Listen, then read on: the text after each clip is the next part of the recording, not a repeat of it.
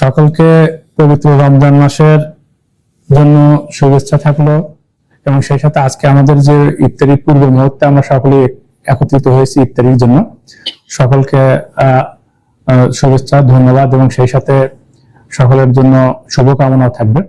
তো পরে আমরা ভাবলাম যে তাহলে জেলা পর্যায়ে করে জেলায় যারা যারা বাইরের আসার তারা আসবে, আর না হলে আমরা জেলায় যারা আছি তারা যেন সকলে থাকি।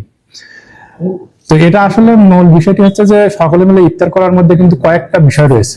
এটা যে শুধুমাত্র আমরা একখানে হইলাম একটা ইসের জন্য তাও না, এটার কিন্তু একত্রে এতগুলো মানুষ একত্রে রোজা রেখে সারাদিন রোজা রেখে ইফতার করা, এটার মধ্যে কিন্তু একটা আলাদা ফজিলত রয়েছে। দ্বিতীয়ত হচ্ছে সকলে মিলে একসাথে ইফতার করার মাধ্যমে সকলের মধ্যে একটা সৌহার্দ্য বৃদ্ধি পাবে। আর একটা বিষয় হচ্ছে যদি আমরা প্রশাসনিক বা অফিসিয়াল কৃষ্টি কালচারের কথা বলি, যে আমরা সকলেই একসাথে একই কর্মস্থলে চাকরি করি, অন্ততপক্ষে একদিন সবাই মিলে একটু একসাথে ইফতার করলাম, এই সব মিলেই আসলে ইফতার গুলো করা দরকার আমি বলে মনে করি।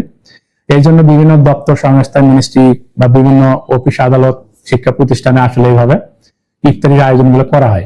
সবগুলো মিলে একটা ভালো পরিবেশ এবং ভালো লাগার একটা বিষয় থাকে। আর আরেকটা বিষয় যেটা, সেটা হচ্ছে যে ইফতারির পুরো মুহূর্তে দোয়া করা বা যে কোনো ধরনের ইবাদত করা, এটা আল্লাহ পাকের কাছে কবুল হওয়ার সম্ভাবনা অত্যন্ত বেশি।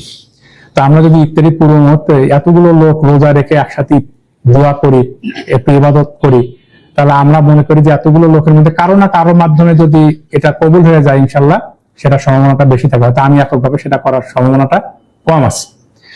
আরেকটি বিষয় হচ্ছে যে সারাদিন রোজা থাকার পরে একত্রে ইফতার করার পরে আপনি যখন বাইরে যাবেন আপনাকে খুব একটা ফ্রেশ লাগবে, যেটা বাসা থেকে কিন্তু লাগে না।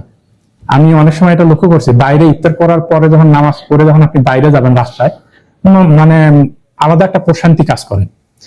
তো সবগুলো বিষয় বিবেচনা নিয়ে আসলে ইফতার পার্টিগুলো করা দরকার। উপজেলা অফিসারকে আমি বলবো যে তোমরাও তোমাদের অফিসগুলোতে তোমাদের সহকর্মীদেরকে নিয়ে একদিন করে এটা করবা।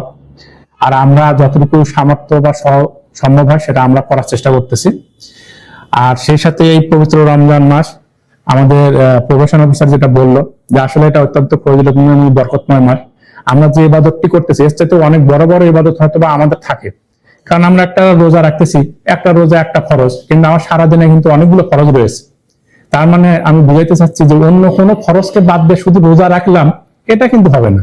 আবার একটা বিষয় হচ্ছে শুধু রোজা রাখা শুধু কিন্তু পানাহার থেকে বিরত থাকা না, শুধু খাইলাম না এটা কিন্তু রোজা না। রোজা মানে হচ্ছে যে আপনি পূর্ত পবিত্র হয়ে সকল প্রকারের অন্যায় অপকর্ম থেকে আপনার নিজেকে হেফাজত করা। দৈনিক আজকের বাংলা .net